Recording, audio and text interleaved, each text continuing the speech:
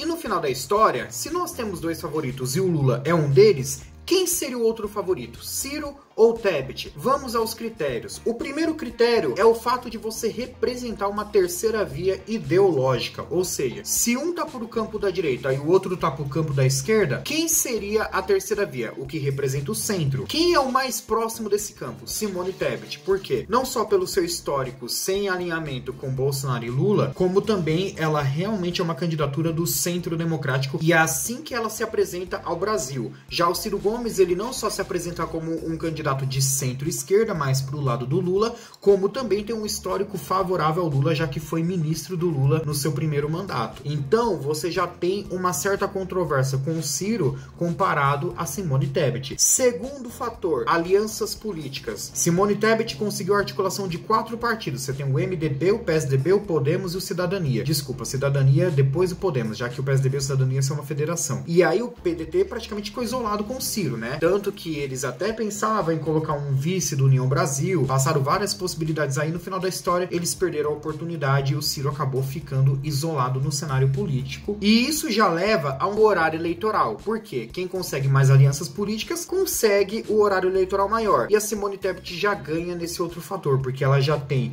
o terceiro maior horário eleitoral e, por sua sorte, ela fica muito visibilizada, porque quem vê o horário eleitoral olha só para Lula e Bolsonaro, só que exatamente no meio dos dois tem ela na ordem. Vem o Lula primeiro, vem a Simone e depois vem o Bolsonaro. Então ela meio que cristaliza ali como terceira opção. E eu não tenho dúvida que isso favorece muito ela na sua campanha. E aí nós vamos pro quarto fator, que é a comunicação. A comunicação da Simone Tebet, ela é muito melhor, não só porque é muito mais carismática, mas porque é uma comunicação mais humana, mais carinhosa, mais amorosa. A comunicação do Ciro também é assim, mas quando ele vai pro lado emocional, parece algo forçado. Ele demonstra que ele força um pouco a barra ali e fala: olha, vamos lá, vamos falar um pouco, eu quero conquistar o seu coração. E tipo, não parece algo espontâneo, parece algo meio que como se ele estivesse tentando planejar o emocional pra depois falar da parte técnica, porque o Ciro é um cara muito técnico, só que pro eleitor comum isso cansa. A Tebet não, a Tebet vem no Jornal Nacional e fala: não falta dinheiro pra educação, falta vontade de fazer. Eu quero fazer uma revolução educacional onde todos tenham conhecimento político pra votar em quem quiser, independente de ideologia. Então, galera, o que acontece? Basicamente, ela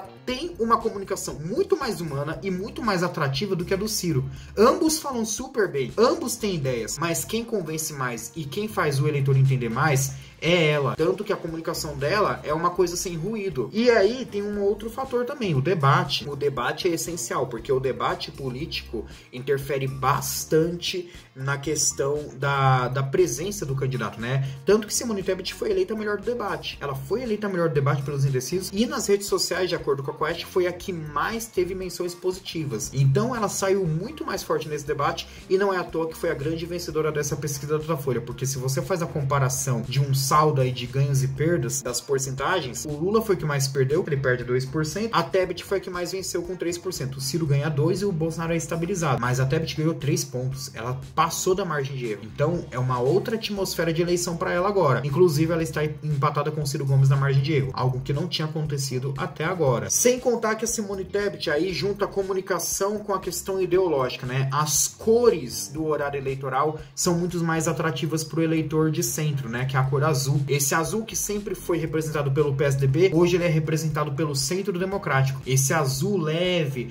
essa questão da leveza, o design gráfico, as cores, a imagem, a fotografia, é muito atraente o horário eleitoral dela. A maneira como foi feita a fotografia, isso deixa o eleitor muito mais leve para vê-la, né? Tipo, nossa, que mulher maravilhosa, né? Nossa, ela passa uma mensagem muito boa. Então, realmente, ela também vence nisso com relação ao Ciro, que não tem tanto tempo para mostrar isso. Apesar de no pouco tempo dele, ele está fazendo sim um bom horário eleitoral, tá apresentando as propostas dele e tal, mas ainda é aquela coisa, tá muito técnico. E aí, por fim, vem um último fator, que é a questão da novidade. E esse fator sempre aconteceu em eleições com atmosfera de alternância de poder. Vamos dar vários exemplos aqui. Quando nós tivemos a eleição de 89, você tinha vários protagonistas ali, todos eram estreantes, é verdade, mas as figuras conhecidas ao pleito eram Ulisses Guimarães, Leonel Brizola, Mário Covas, Paulo Maluf, entre outros. Quem venceu? Um tal de Collor. O cara que falava que era o caçador de marajás.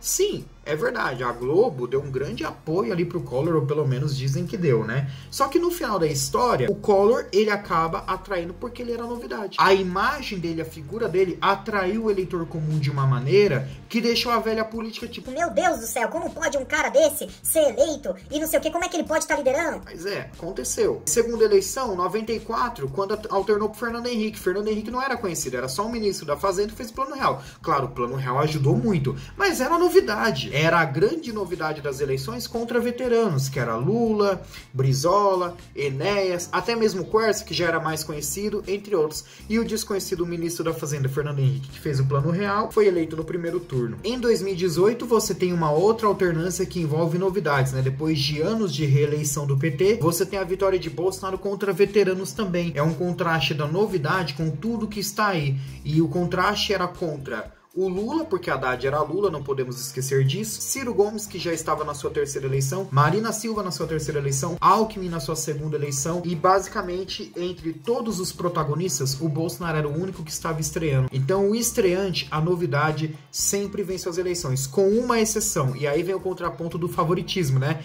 Entre Tebet e Lula. A questão de 2002. Porque em 2002, Lula, contrariando a estatística, venceu as eleições. E por quê? Porque primeiro que a novidade da época era o garotinho, não impactou tanto. Segundo que o Ciro, ele teve a chance da vida dele para ganhar as eleições em 2002, mas ele perdeu aquela chance por causa das declarações que fez, do seu jeito truculento de atacar adversários, da sua agressividade, e aí ele acabou dando um espaço não só pro Lula ganhar eleitores para se tornar o grande favorito da eleição, como ele deu um espaço para um governo rejeitado ter a chance de ir pro segundo turno, que era algo improvável até o momento, e o Serra foi pro segundo turno sem acreditar. O Lula acabou vencendo aquela eleição, sem contar que o Lula já tinha a questão da carta aos brasileiros, porque ele fez aquela carta em meados de julho de 2002, e essa carta era a garantia de que o Lula não estava mais naquele campo da esquerda, né? Aquela esquerda radical, intervencionista e forte dos anos 90 que o PT representava desde a sua fundação. O Lula estava mais ao centro, tinha um empresário como vice, era um cara mais que tinha uma proposta social-democrata para o Brasil. Então, naquela circunstância, o Lula estava muito mais agradável para qualquer eleitorado, inclusive para esse eleitor de centro alternativo. E aí, de uma certa forma, ele acaba vencendo a eleição, tranquilizando a população brasileira nessa entrada para o século XXI, porque 2002 claramente ainda é a entrada do século XXI. Mas levando em consideração a todas as alternâncias de poder que ocorreram ao longo dessa democracia, 75% das alternâncias de poder foram com novatos no pleito. Literalmente novatos no pleito. O que é pleito, JV? É a disputa eleitoral, tá? Eram os novatos na disputa. E aí, quando nós vamos para 2022, você tem esse contraste de novo. A Simone Tebet, a novidade, o Ciro na quarta eleição, o Lula na sexta eleição e o Bolsonaro rejeitado buscando a reeleição. Então, você tem um grande contraste com ela. E ela tem um tempero especial, que é o contraste feminino, dela ser a mulher. E nunca tivemos uma candidata mulher tão bem representada como ela, porque não podemos esquecer, Dilma venceu as eleições, mas não tinha essa representatividade em defesa das mulheres como a Tebet teve. A Tebet, ela tem uma comunicação muito mais firme em defesa das mulheres. Dilma nunca chegou e falou num debate que era feminista,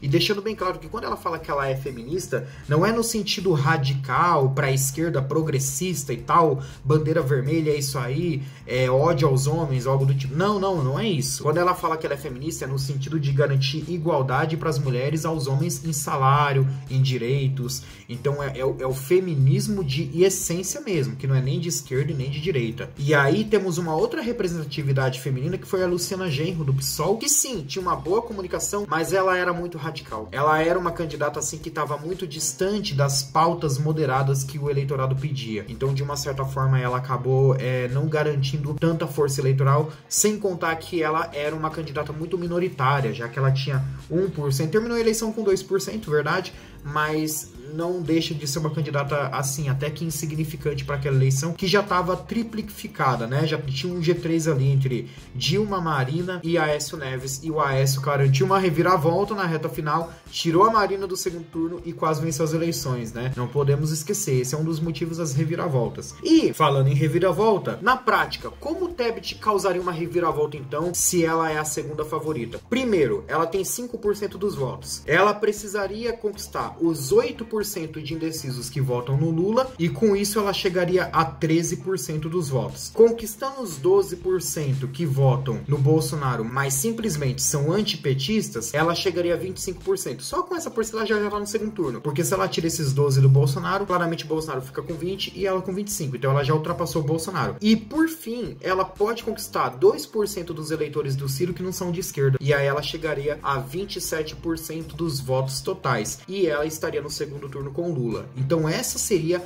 a única possibilidade de reviravolta nas eleições. Quando a gente começaria a ver isso? Por incrível que pareça, só no dia 29. Bem na véspera da eleição, só no dia 29. Mas isso só aconteceria se ela conquistar principalmente esse eleitor que é antipetista e não tá tirando o Bolsonaro da cabeça mesmo sem ser fanático por ele. E esse vai ser o eleitorado mais difícil de convencer. Por isso que a comunicação tem que ser muito boa com eles. Bom, é isso, espero que vocês tenham gostado desse vídeo. Se inscreva no meu canal, dê o seu like, compartilhe esse vídeo. Fiquem com Deus, até a próxima e tamo junto!